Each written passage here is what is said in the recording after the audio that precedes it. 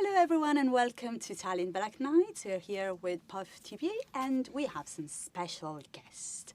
Adriano Tardiolo, Andrea Magnani and Giovanni Calcagno. Right. Sorry, the names are always a problem. So you're here representing Jailbird that will play at Tallinn Black Nights this year.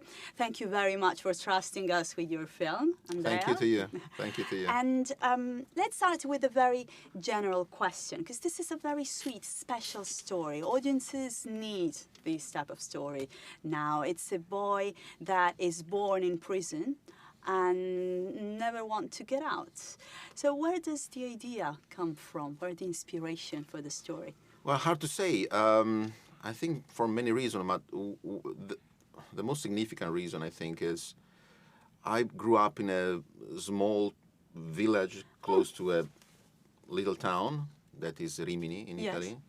And in this small village, I mean, I saw people growing there and maybe dreaming of big journeys of life, big adventure, but they never do that. I mean, and they look like in a cage, you know, with their dreams and ambitions.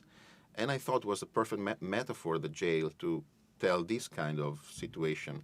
We live sometimes with fears, with the fear of leaving our own dream, our dreams, our special dreams, and we never face them. So we prefer maybe to turn back and look to the darkness where we live, and not the light behind us. And prison is a metaphor. The prison is a metaphor of that, I think. Yeah, I think it's a perfect one because it's a cage, you know, it's a jail. So. And this, in this film, the main character is Adriano and supporting character Giovanni, who is a fathering figure for Adriano.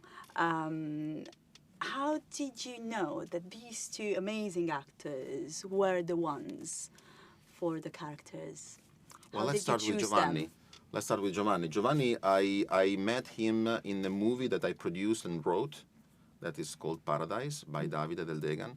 And I met him there and I found him special.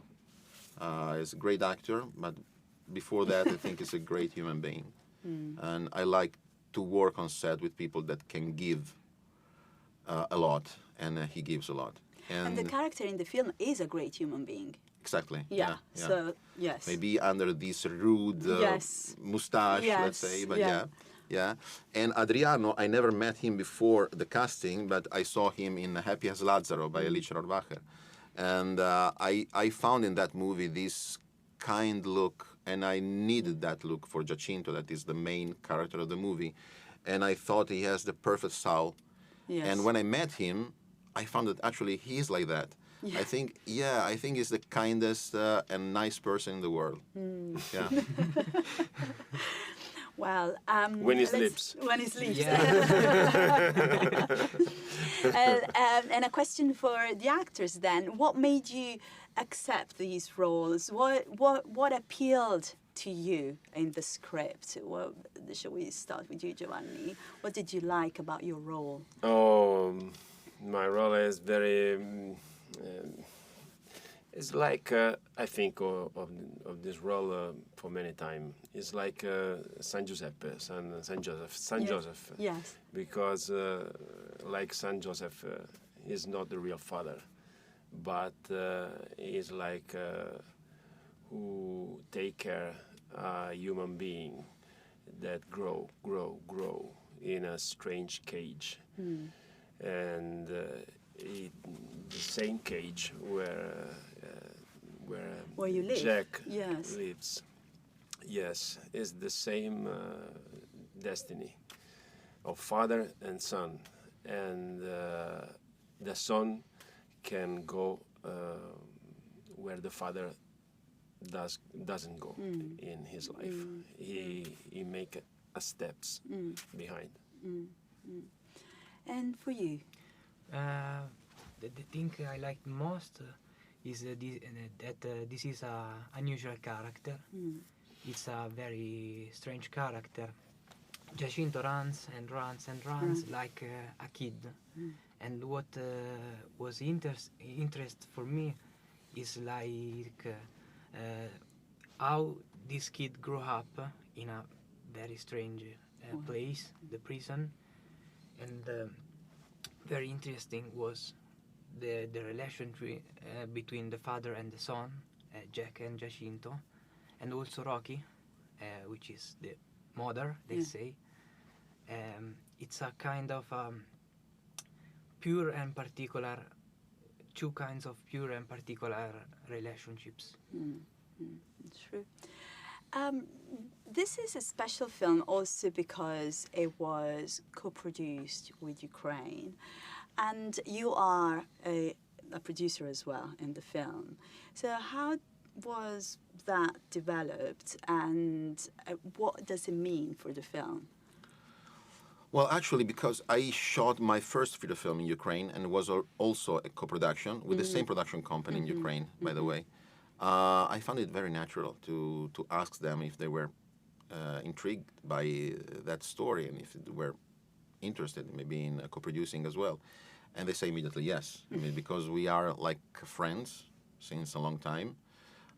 First time I went to Ukraine was like 10 years ago for the first location scouting of my previous movie. And the bound that we managed to have is something special. And yes, and then I found there very, very talented people to work with. For example, I would mention the DOP, the director of photography, that Jaroslav Pilunsky, and that's a great guy, and he did a wonderful job, terrific job. And I mean, yes, it's sort of a second home for me. Yes. Yes. And in terms of the locations, where is the prison? Where is it set? And was it challenging to recreate the environment inside? Do you want to expand a bit on that? Well, actually, yes, because, I mean, this story is set in an hypothetical Italy that should not be recognizable as Italy. So I decided in Ukraine to shoot the interiors, to create the interiors for the scratch. I mean, Yes, from scratch, and the exteriors as well. I think we needed not a urban landscape, but just a rural one with nothing in around, because nothing could be related to Ukraine as a location, but neither to an Italian location. So sort of a no place. Yes. And so we found this huge field, very nice, and we built the exterior of the jail there. It's like 80 meters of the walls of a jail with a huge and big cancello. How you say cancello? A gate? A gate, a huge gate there, metal gate. So yeah, it was very challenging and And the very nice. interior also. And interiors, yes. interiors in Kiev, in studio. Okay, it was done yeah. all in studio. And in terms of this film being released in Italy, because I guess this will come out, hopefully. Yeah. It will be released on next spring, 2023, yeah. So you have a distribution in place, and what do you expect from an audience? What do you want the audience to grab from this film? Well, I mean, I do films to narrate stories. Yes. And to try to give what's my perspective. Yeah. Of the world, in a way, through driven characters movies. And I don't know if I'm doing in purpose, but what is I think is coming out from my movies is sort of a balance from poetic mood, melancholic, maybe sweet, bittersweet, and some more comedic moments. Okay. And I think this is and I think I live in this thin balance when I do a movie. So what I like to have back from the audience is that maybe they will can grab something from this story, can grab something from Giacinto's character that could reflect to themselves in a way. Because I think it's a universal story. Anyone could be related to the story of Giacinto. Yes. Yes, and also for us to select it, this is a very heartfelt movie. It's heartwarming, and we felt that this is what audiences need now after the very hard years that we've gone through. And I was also wondering if the COVID atmosphere has affected the making of the film at all. You've thought about coming out. Well, in terms of narration, you mean? Well, hard to say, but I think for sure. I mean, even maybe not knowing that on purpose, let's say, because this story is a very old story I had in mind since like 20 years ago. I wrote the first treatment, and then I kept there in a drawer for a long time because I was a bit scared to facing this kind of storytelling because it's very difficult to tell a story of a guy loving to be in jail, right? Yes, very controversial. Yeah, exactly. But then when I opened back this drawer and I found the treatment, I found it very easy to write a script, and maybe the COVID experience helped me out on that. And by the way, when I was preparing the movie, I got COVID. So you see, there's a relation with COVID. Well, guys, thank you so much for this. Thank you for coming here, and Thank you to you. good luck to the film and to you. Thanks a lot.